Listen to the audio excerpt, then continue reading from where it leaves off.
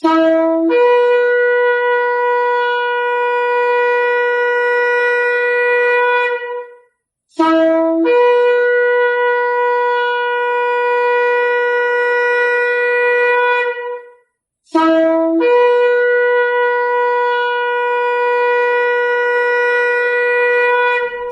RPK yang dikasihi Tuhan, dimanapun Anda berada. Shalom Besiem Yeshua HaMashiach, salam sejahtera dalam nama Yeshua HaMashiach, dalam nama Tuhan Yesus Kristus, Juru Selamat kita. Selamat mengikuti siaran Tekiyah, telah kata Ibrani Alkitabiah bersama saya Gembala Benyamin Obadiah, Ketua GKMI Gereja Kehilat Mesianik Indonesia Jakarta.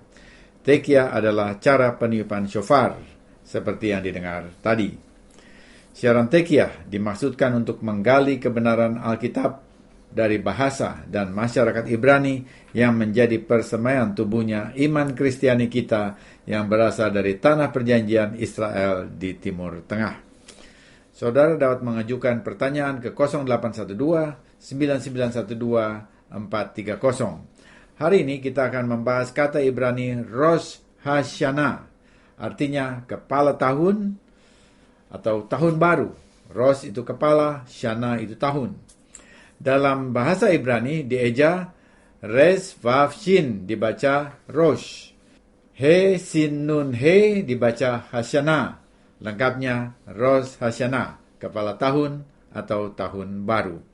Kita mulai dengan Imamat 23 ayat 24. Katakanlah kepada orang Israel begini: dalam bulan yang ketujuh, pada tanggal 1 bulan itu, kamu harus mengadakan hari perhentian penuh, Shabbaton, yang diperingati Hasikron dengan peniupan Hatruah, yakni hari pertemuan kudus atau Mikra Kodes. Lalu bilangan 29 ayat 1 mengatakan, pada bulan yang ketujuh, pada tanggal 1 bulan itu, haruslah kamu mengadakan pertemuan yang kudus. Maka tidak boleh kamu melakukan suatu pekerjaan berat. Itulah hari peniupan, Yom HaTruah, bagimu. Dalam kedua ayat tersebut, Tuhan Adonai Elohim memerintahkan kepada bangsa Israel sebagai umat pilihan yang pertama untuk memperingati dengan peniupan pada hari pertemuan kudus tanggal 1 Tisri, bulan ketujuh. Ini merupakan hari perhentian penuh, Shabbaton. Tetapi tidak disebutkan apa yang ditiup. Apakah trompet logam ataukah trompet tanduk. Nah, karena itu di sini LAI menyisipkan kata serunai yang terbuat dari bambu. Juga apa makna tiupan yang tidak disebutkan itu? Ini berbeda dengan perintah peniupan trompet logam, Chasosrot, agar rombongan Israel bergerak maju dalam bilangan 10 ayat 1-10. Dalam hari peniupan Yom Truah hanya disebut untuk peringatan saja tanpa keterangan lebih lanjut.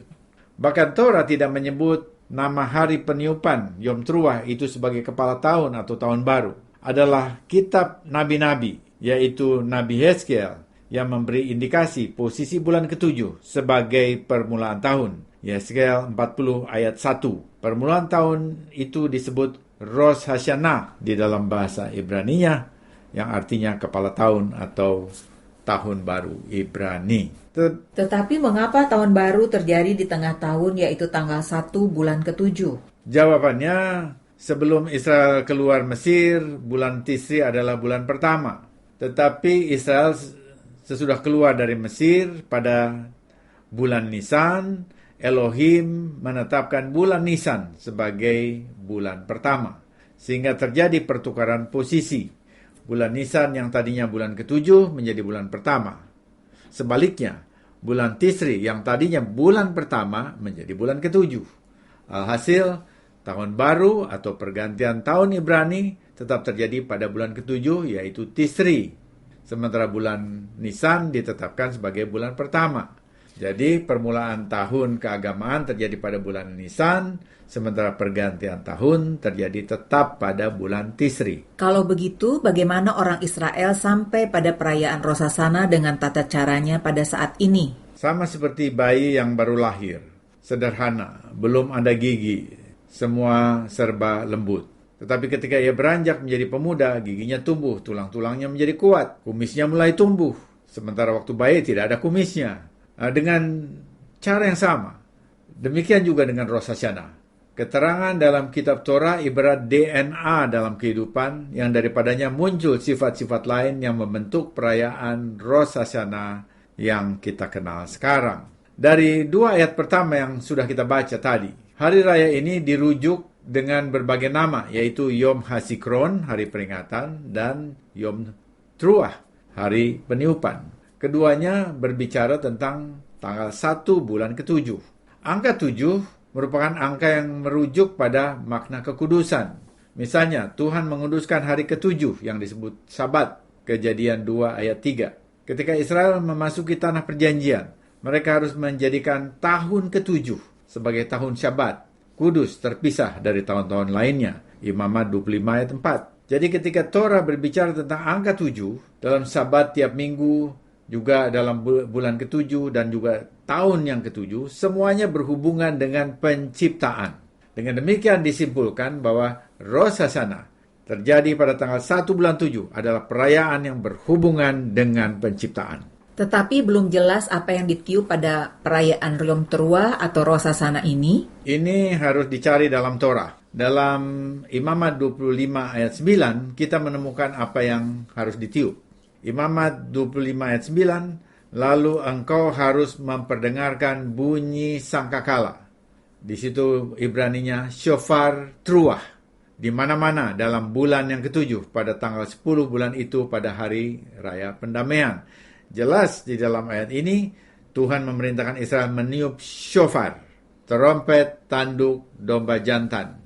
Bukan trompet logam, bukan serunai dari bambu, tapi shofar.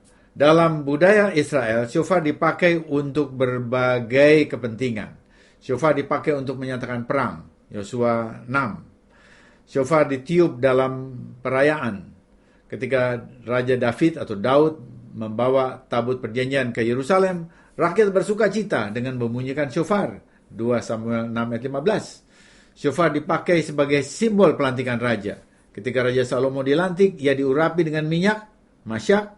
Sesudah itu shofar dibunyikan dan rakyat pun bersorak-sorai hidup Raja Salomo. 1 Raja-Raja 1 ayat 39. Bukan hanya raja manusia, Mazmur mencatat bahwa shofar juga dibunyikan saat mendeklarasikan Tuhan sebagai raja. Mazmur 47 ayat 5 dan 7, Elohim telah naik dengan diiringi sorak-sorai, ya Adonai itu, dengan diiringi bunyi sangkakala, bekol shofar. Dengan suara shofar, Elohim memerintah sebagai raja atas bangsa-bangsa. Elohim bersemayam di atas tahtanya yang kudus. Kemudian dalam Mazmur 98, peran Tuhan sebagai raja dikaitkan dengan penghakiman. Mazmur 98 ayat 6 dan 9, dengan nafiri dan sangkakala, kol shofar yang nyaring, bersorak-soraklah di hadapan raja, yakni Tuhan. Sebab ia datang untuk menghakimi bumi. Ia akan menghakimi dunia dengan keadilan dan bangsa-bangsa dengan kebenaran. Dengan ayat ini kita sampai pada dimensi penting dalam perayaan Rosh Hashanah. Hari perayaan Tuhan sebagai Raja. Ha-Melech. Tuhan adalah Raja ilahi. Namun, bukankah banyak yang belum tahu bahwa Tuhan itu Raja? Ini akan disingkapkan di akhir zaman seperti yang dinubuatkan oleh Nabi Zakaria. Maka Adonai Yud-He-Waf-He akan menjadi raja atas seluruh bumi. Pada waktu itu Adonai adalah satu-satunya dan namanya satu-satunya. Zakaria 14 ayat 9. Tetapi bila ada raja, siapa rakyatnya? Ada ungkapan tidak ada raja tanpa rakyat. Bangsa yang memahami bahwa Tuhan adalah raja adalah bangsa Israel. Mereka yang akan menjadi saksi bahwa benar Adonai Yud-He-Waf-He adalah raja di akhir zaman.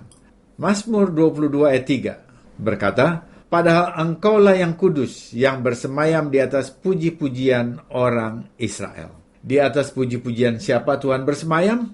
Di atas puji-pujian orang Israel. Ini perlunya orang percaya bangsa-bangsa, kita sekalian, sebagai zaitun liar ditempelkan kepada zaitun sejati Israel. Seperti yang tertulis oleh Rabbi Shaul dalam Roma pasal 11 ayat 17. Jadi, Tuhan bersemayam di atas puji-pujian Israel yang didukung oleh bangsa-bangsa. Namun, di awal penciptaan, siapa rakyat pertama dari Raja Adonai Elohim? Adam dan Hawa. Dengan pengertian ini, para rabi juga mempostulatkan bahwa Adam diciptakan pada hari raya Rosh Hashanah. Karena hanya sesudah itu, Tuhan mempunyai rakyat sehingga ia dapat disebut raja secara sah. Dalam arti pengertian bahwa seorang raja harus mempunyai rakyat. Rakyatnya Adam dan Hawa. Pemahaman bahwa Tuhan, Adonai Elohim adalah raja sudah ditanamkan pada umat Israel sejak kecil. Bahkan yang menobatkan sang raja diajarkan adalah bangsa Israel. Bagaimana hal ini dapat diwujudkan? Melalui Hamasiah, sang Mesias. Pengertian ini jelas terlihat dalam pertanyaan para murid sebelum Yeshua naik ke surga. Adon, junjungan, maukah engkau pada masa ini memulihkan kerajaan bagi Israel? Kisah Rasul 1 ayat 6. Kemudian dipimpin oleh Roh Kudus, Rabi Shaul, Paulus, kemudian menulis dalam 1 Tesalonika 4 ayat 16, sebab pada waktu tanda diberi, yaitu pada waktu penghulu malaikat berseru dan shofar Elohim berbunyi, maka Tuhan sendiri akan turun dari surga, dan mereka yang mati dalam Mesias, Kristus, akan lebih dahulu bangkit. Ini adalah suatu penobatan Raja Mesias ilahi yang kita songsong dalam iman. Tadi dikatakan Rosh Hashanah juga sebagai hari untuk mengingat atau Yom Hasikron. Apa yang harus diingat? Kalau mengingat, Hasikron atau kata mengingat maksud saya, Hasikron juga muncul saat Tuhan mau menebus Israel dari perbudakan di Mesir. Dalam Keluaran 2 ayat 24. Elohim mendengar mereka mengerang, lalu ia mengingat pada perjanjiannya dengan Abraham, Ishak, dan Yakub. Janji ini menunjukkan bahwa Tuhan bukan saja pencipta fisik langit dan bumi, tetapi Tuhan juga adalah penebus, Goel atau Redeemer, yang menyelamatkan umatnya. Jadi Tuhan mengingat perjanjiannya dengan Abraham. Perjanjian Abraham adalah perjanjian prinsip. Untuk itu Abraham diuji 10 kali sebelum janji itu diteruskan kepada keturunannya. Jadi Abraham itu cikal bakal kita katakan karena prosesnya itu berat yang dia alami. Dengan perkataan lain, iman Abraham adalah iman yang teruji karena harus diuji sampai 10 kali. Iman Abraham adalah bukan iman gampangan, bukan iman kesana kemari seperti bunglon. Ujian iman yang ke-10 yang paling berat adalah Abraham diminta mengorbankan anak satu-satunya yang disebut akedah Yitzhak atau pengikatan Yitzhak. Kejadian pasal 22 ayat 1 dan 2. Istilah satu-satunya, bahasa Ibraninya Yahid, merujuk bahwa Yitzhak adalah anak satu-satunya dari Sarah, istrinya, yang sangat berharga baginya karena dilahirkan pada saat ia berusia 100 tahun. Torah mencatat bahwa Abraham saat itu mempunyai 2 orang anak, Ismail dan Yitzhak. Jadi Torah menjelaskan ada 2 orang anaknya, yang satu dari Sarah, yang satu dari Hagar. Hagar adalah pembantu dari Sarah. Jadi istrinya adalah Sarah. Dan Torah juga mencatat bahwa Ismail pernah mempermainkan Ishak adiknya, yang membuat Sarah ibunya menjadi marah. Kejadian 21 ayat 9. Memang sesudah kelahiran Yitzhak, terjadi semacam persaingan dari sisi Ismail. Komentari Torah yang disebut Bereshit Rabbah 55 ayat 4 menjelaskan pembicaraan Ismail dengan Ishak. Ismail berkata kepada Ishak, "Aku lebih dikasihi dari kamu, karena aku bersedia disunat pada usia 13 tahun. Sementara kamu disunat saat bayi sehingga tidak dapat menolak. Bukan kesediaanmu." Ishak menjawab, "Semua yang kamu lakukan bagi yang kudus, diberkatilah dia. Hanyalah 3 tetes darah.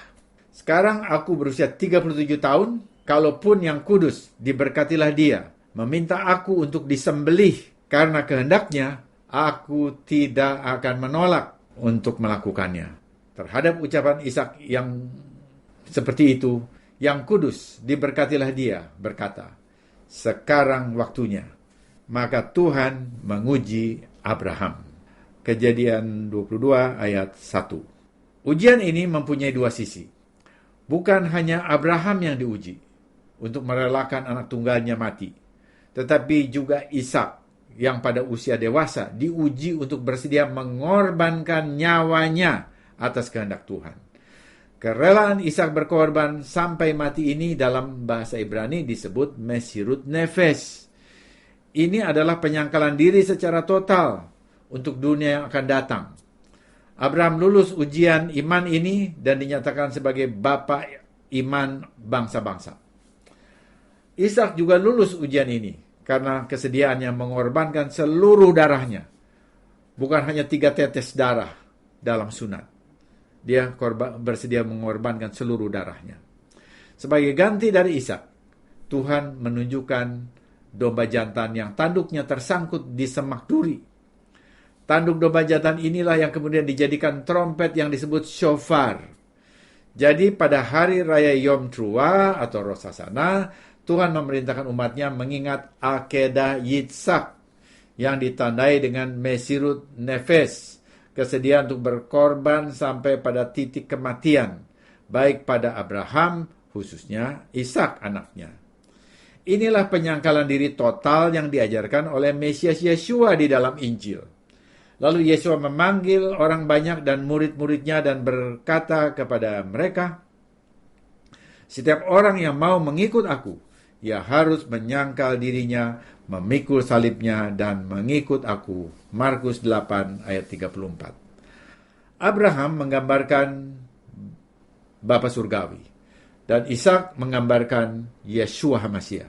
Inilah yang ditulis Injil. Karena begitu besar kasih Elohim Bapa akan dunia ini, sehingga ia telah mengaruniakan anaknya yang tunggal, supaya setiap orang yang percaya kepadanya tidak binasa, melainkan beroleh hidup yang kekal. Yohanes 3 ayat 16. Hari Raya Rosh Hashanah, Tahun Baru Ibrani, tercatat dalam Alkitab dan syarat dengan makna yang dahsyat. Sayang, secara dogmatik, banyak gereja tidak mengenalnya. Di dalamnya jelas ada kabar baik, besorah, Injil, bahwa Bapa mengasihi kita dengan memberikan anaknya yang tunggal bagi keselamatan kita. Bahkan Adonai Elohim itu raja di atas segala raja. Ia akan datang menyatakan dirinya dalam Mesias ben David. Karena pada bunyi shofar yang terakhir, itu adalah Tekiyah Gedolah. Ia akan turun dari surga, menjumpai umat percaya, Yahudi dan bangsa-bangsa di angkasa dalam segala kemuliaannya. Semoga siaran ini memberkati saudara. Informasi bagi saudara. Liturgi jamuan seder Rosh Hashanah Mesianik akan diselenggarakan pada hari Jumat 18 September 2020 jam 18.30 sampai selesai. Dilakukan secara online. Liturgi jamuan akan disiarkan secara live streaming di YouTube. Luangkan waktu untuk mengikutinya secara online karena akan memberikan pengalaman rohani baru dalam menyongsong tahun baru 5781 Ibrani Alkitabiah. Sabtu 18 September keesokan harinya, ibadah perayaan Rosh Hashanah jam 10 waktu Indonesia bagian Barat. Hubungi 0812-9053-5352 untuk mendapat tautannya. Gratis. Atau subscribe channel Kehilat Mesianik di YouTube untuk mengikuti ibadah dan pengajaran akar Ibrani secara online. Bila saudara diberkati oleh siaran Tekiyah dan saudara mau kembali memberkati siaran ini, saudara dapat mengirimkan dukungan saudara dengan menghubungi saudari Happy di 0817 000 8881. Sesudah narasi ini kita akan mendengar 4 macam bunyi shofar, Tekiyah, Shefarim, Teruah, dan tiupan terakhir yang panjang, Tekiyah Gedolah. Diikuti lagu rohani Ibrani, Melech Malchei Hamlachim, Raja atas segala raja. Ampunilah Bapa atas segala dosaku, Raja atas segala raja. Terima kasih untuk hidup, untuk kebahagiaan, air mata, dan sukacita. Bahkan ketika masa susah itu datang, karena Engkau tidak pernah jauh daripadaku. Ketika jalanku kelam, aku bersandar kepadamu Elohim. Raja atas segala raja yang hidup, Melech Malhe Hamlachim Al-Haim. Kita bersuka cita untuk tahun baru Alkitabiah, karena berarti Aba, Bapa, masih memberi waktu bagi kita untuk melayani Dia di bumi ini. Mari kita jalani bersama dengan Mesias.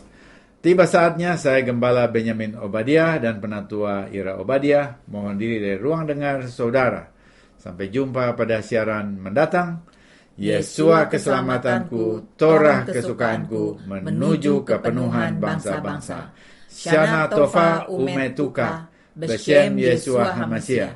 Kiranya kita menjalani tahun yang baik dan manis dalam Yesua HaMashiach. Amin. Amin.